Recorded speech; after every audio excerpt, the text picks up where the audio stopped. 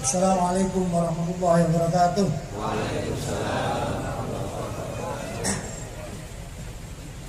Saya tetap pakai masker ya, karena sudah terlanjur biasa. Dulu waktu belum pakai masker disuruh pakai, sekarang saya sudah biasa disuruh buka. Maka saya tetap milih tetap pakai ya.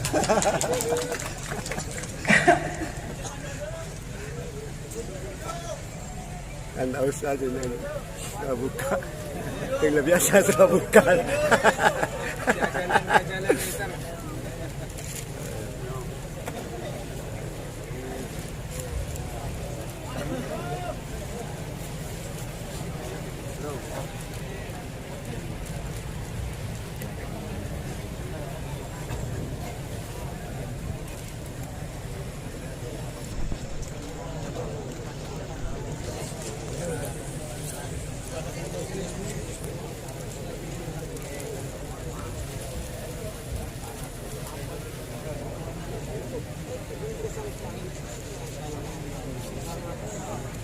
Taujihat Majelis Keluarga Pondok Pesantren Sidogiri dalam Silaturahim Nasional Ikatan Alumni Santri Sidogiri.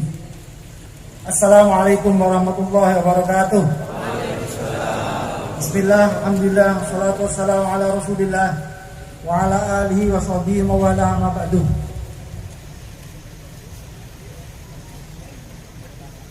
Alhamdulillah, salawat dan salam untuk panutan kita dalam segala hal, Rasulullah Muhammad SAW. Semoga kita semua ditakdirkan berkumpul kembali. Amin, amin. Teduh bendera beliau. Amin. Sang juru selamat dan juru syafaat yang agung. Amin. Dari pembangkitan kelak. Amin ya rabbal alamin. Amin, amin, amin, amin. Saudara-saudara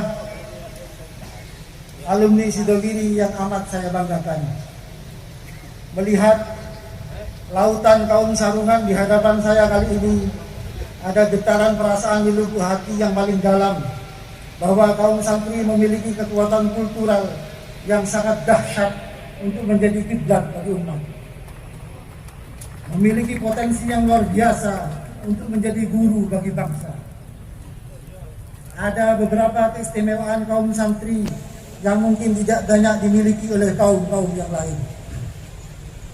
Kaum santri memiliki kekuatan spiritual yang menjadi sandaran utama, mereka dalam segala hal. Juga kekuatan teologis, ideologis yang menjadi pijakan utama mereka dalam segenap medan. Kaum santri memiliki jiwa kepatuhan yang kuat terhadap guru dan loyalitas yang teguh terhadap pesantren, di mana jika hal tersebut berhasil disinergikan dengan baik, maka akan menjelma menjadi sebuah kekuatan besar yang akan mengguncang dunia. Kaum santri telah ditempa dengan jiwa kebersahajaan, menjauhi kecenderungan hedonisme yang meruntuhkan esensi dan moralitas kemanusiaan. Mereka juga ditempa untuk melatih hati mereka untuk memiliki niat yang tulus dalam mengabdi kepada agama, kepada umat, dan kepada masyarakat. Semua ini adalah karakteristik dasar kaum santri yang tidak hanya diajarkan, tapi ditempakan dengan sungguh-sungguh selama berada di pesantren. Karena itu, tidak ada masalah bagi Sidogiri dalam bidang apa santri berkiprah, dalam wilayah apa mereka berprofesi, dan dalam status sosial serta status ekonomi apa mereka berada. Yang penting akidahnya lurus, patuh kepada syariat, serta berakhlak dan berperilaku mulia. Para masyayikh sangat bangga terhadap santri yang teguh terhadap akidah dan syariat, tak peduli apapun status sosialnya. Sebaliknya, para masyayikh sangat kecewa jika ada alumni santri yang menyimpang dari akidah atau syariat, tak peduli apakah dia pejabat, pengusaha, tokoh hebat, atau figur yang dipuja-puja. Ilmu manfaat itu adalah ketika ilmunya diamalkan. Ilmu barokah itu adalah ketika ilmunya membawa kebaikan bagi dirinya, bagi keluarganya, bagi handai tolannya, lebih-lebih bagi masyarakat. Karena itu Kiai Khalil sangat gembira jika ada santri Sidogiri ketika sudah pulang ke rumah dia mengajar. Paling tidak dia mengajari ngaji anak-anaknya sendiri. Karena hal itu merupakan barokahnya ilmu. Al-Maghfurlah Kiai Abdul Alim bin Abdul Jalil dan Kiai Nawawi bin Abdul Jalil juga pernah menyatakan bahwa thariqah dari Sidogiri adalah ta'allum dan taklim atau belajar dan mengajar. Itu adalah thariqah para masyayikh Sidogiri mulai dari dulu hingga sekarang. Dan insya Allah hingga akhir sejarah dunia. Amin, amin. Amin, amin, amin, amin. Karena itu kita kaum santri harus benar-benar teguh dalam memegang hal-hal yang menjadi prinsip kita tersebut.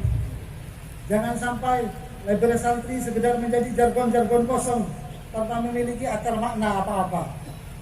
Jangan sampai kaum santri hanyalah menjadi kumpulan orang-orang bersarung yang hanya mengandalkan aksesoris belaka. Sementara itu mereka terlepas jauh dari landasan-landasan yang telah ditanamkan oleh para masyayikh.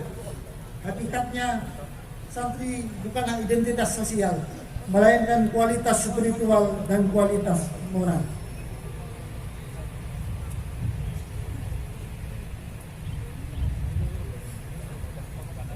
Sebagaimana pula esensi dari sebuah bangsa bukanlah tanah airnya, bukanlah batas-batas teritorialnya, bukanlah kumpulan suku-sukunya. Esensi sebuah bangsa adalah mengenal keterjagaan pandangan hidupnya, kelestarian nilai-nilai luhurnya, serta keteguhan daulatnya. Apa arti sebuah teritorial yang luas jika bangsa ini sudah kehilangan nilai-nilai kedaulatannya? Tentu kita mengartikan kedaulatan itu bukan sekedar kedaulatan administratif belaka, melainkan kedaulatan yang esensial menyangkut nilai-nilai hidup, kedaulatan politik, ekonomi, dan lain sebagainya.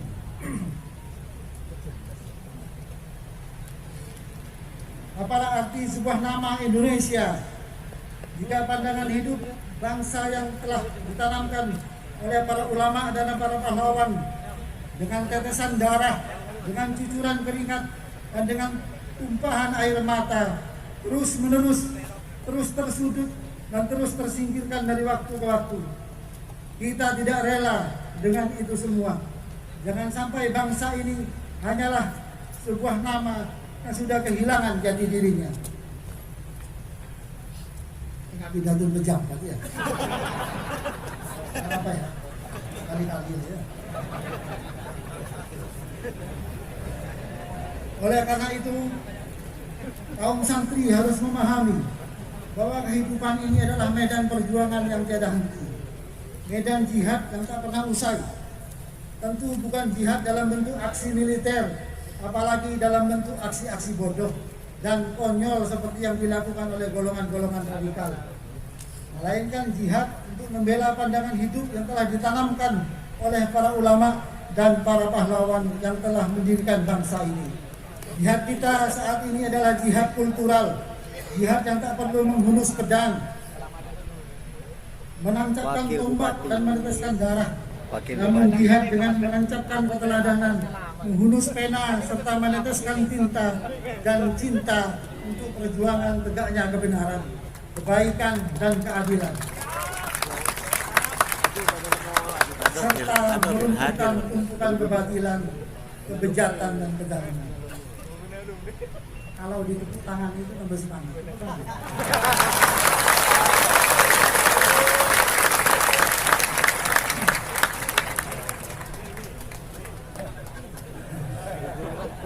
Kita harus berjuang agar nilai-nilai Islam jangan sampai menjadi asing di negeri sendiri. Negeri dengan penduduk muslim terbesar di dunia ini.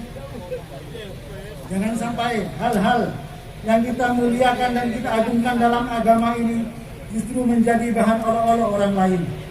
Jangan sampai akidah yang kita pegang dengan sekuat tenaga justru dihina dan dipermainkan oleh orang-orang. Jika hal itu terjadi, maka kaum santri jangan segan-segan menunjukkan taringnya, di balik keteduhan, kesejukan dan keramahan yang tunjukkan selama ini. Ini adalah tugas terbesar kaum santri saat ini. Sebab disadari atau tidak, memang ada upaya-upaya masif, terstruktur, terorganisasi dari negara-negara adidaya di dunia saat ini untuk mengubah pandangan hidup bangsa-bangsa lain agar memeluk ideologi dan mengikuti kepentingan mereka. Negara-negara barat terutama, mereka berupaya keras mengekspor pandangan hidup mereka yang serba liberal ke negara-negara lain, khususnya negara kita tercinta. Mereka berupaya untuk memudarkan militansi keagamaan dengan cara mengkampanyekan sekularisme, pluralisme. Mereka berupaya menjajah nilai-nilai ketimuran yang luhur dan bermartabat dengan menjajakan budaya hedonisme yang mengumbar nafsu dan kesenangan. Mereka menebar tuduhan-tuduhan radikal, garis keras, bahkan teroris untuk menyudutkan dan mengecilkan hati orang-orang yang memegang teguh ajaran agamanya.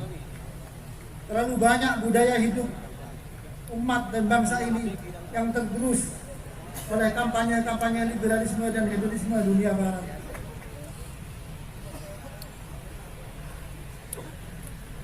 Dulu pada masa-masa perang dingin, kita berjibaku melawan ateisme dan ideologi komunisme yang datang dari Uni Soviet. Kaum santri terus mengepalkan tangan, bahkan hingga mengangkat senjata dan berdarah-darah. Lalu setelah itu, komunisme lenyap dan musnah dari negeri ini. Datanglah lawan baru dengan siasat yang jauh lebih halus, bahkan kita pun seringkali tidak menyadari. Alih-alih menjadikannya sebagai musuh yang harus kita lawan, kita justru seringkali terjebak untuk menjadikannya sebagai teman, bahkan panutan. Musuh-musuh itu adalah pandangan hidup dan budaya liberal hedonis yang datang dari benua Eropa dan benua Amerika. Dulu, sebelum kita merdeka, kita melawan senjata mereka, melawan pesawat tempur Belanda.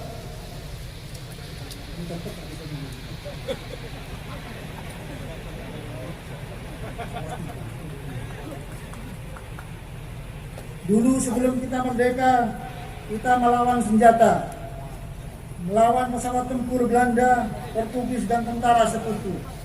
Dan sekarang setelah kita merdeka, kita melawan budaya dan pandangan hidup mereka yang terus diekspor melalui teknologi informasi, melalui paket-paket bantuan, melalui kerjasama pendidikan, melalui program-program internasional, juga melalui jargon-jargon hak asasi manusia. Kita pun terbuai, kita pun termakan oleh opini-opini yang terus ditebarkan, sehingga umat kita mulai terasing dengan nilai-nilai agamanya sendiri.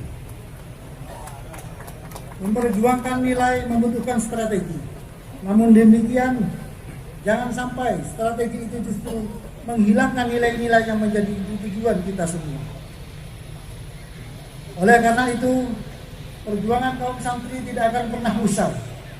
Sebab dalam hidup ini kita tidak hanya butuh kawan, tapi kita juga butuh lawan.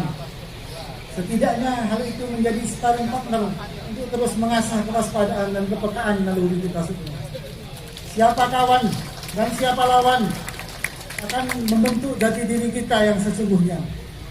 Ada lawan merupakan keniscayaan hidup yang mesti kita hadapi, sebagaimana adanya kawan. Ketika kita berteman dengan malaikat, maka secara otomatis kita akan menjadi musuh bagi iblis. Jauh al-maghfurlah kena wali bin Abdul Jahil. Dimusuhi orang itu belum tentu merupakan sesuatu yang buruk, tapi lihatlah siapa yang memusuhinya. Jika kita menjadi orang baik, maka kita akan dimusuhi oleh orang-orang buruk. Jika kita menjadi orang yang taat, maka kita akan dimusuhi oleh orang-orang jahat. Sangat penting bagi kita semua mengingat hal itu agar kita tidak memoles-moles diri untuk menyesuaikan dengan selera orang lain. Lebih-lebih jika hal itu sampai menyebabkan kita meninggalkan hal-hal yang menjadi prinsip bagi kaum santri. Jangan sampai kaum santri meninggalkan kitab kuningnya hanya gara-gara ingin dianggap inklusif.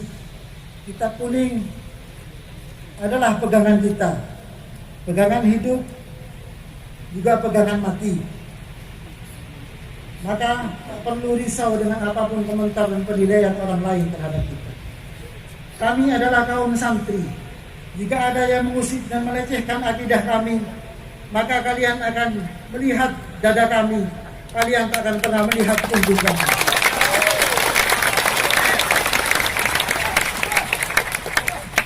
Semoga Allah Subhanahu wa Ta'ala terus menjaga eksistensi kaum santri, terus menjadi panutan masyarakat dalam segala aspek kehidupan. Amin, mereka. amin, amin. Semoga Allah senantiasa memberikan maunah kepada kita, Amin. istiqomah dan meneruskan perjuangan para masyarakat. Amin, amin, amin. Menjadi teladan bagi umat. Semoga Allah memberikan keteguhan hati dalam menghadapi godaan Amin, amin, amin. dan ketangguhan jiwa dalam menghadapi tantangan. Amin, amin. Semoga Allah terus membimbing langkah kaki kita Amin, amin. tetap berada di jalan yang lurus, Amin. jalan yang terang, Amin. yang telah digariskan dan diwariskan oleh para masyayikh kepada kita, Amin, juga amin. oleh para ulama, para imam, Amin. juga para sahabat Rasulullah Muhammad SAW. Amin, amin. Itu jalan lurus Ahlus Sunnah wal Jamaah. Amin, amin. Semoga Allah menjadikan kehidupan dunia kita sebagai Amin. ladang subur untuk Amin. keselamatan kebahagiaan akhirat kita. Amin, amin. Semoga kita bisa berkumpul kembali di belakang barisan para masyayikh itu diri. Amin, amin. Pada saat Allah mengumpulkan kita Amin. dan segenap umat manusia dengan orang-orang yang menjadi panutan mereka. Amin, Amin ya rabbal alamin. Amin. Sebelum saya menutup ini, saya ingin memberi pesan khusus dari saya kepada alumni Mbok Yao. Kalau soal ke dia itu tidak usah ngajak selfie. Saya melihatnya kok sakit hati. Ke dia itu minta doa, minta maaf. Tidak salah nih waktu itu. Dia ngajak selfie itu. Bukan yang ngajak. Ingat ya. Jangan. Kecuali kiai yang ngajak. Saya tidak suka. Kiri santri sebelah kiri. Kuatkan di hatinya ciri santri sebelah kiri tidak pernah mengajak selfie kiai.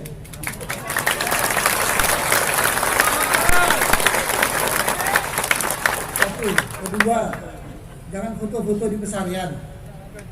Aji kiai foto. Ya belum ada. Apa mau? Coba dipikirkan. Dipikirkan secara kurang ajar. Ingat ya, tidak ngajak selfie kiai, tidak foto di pesarian.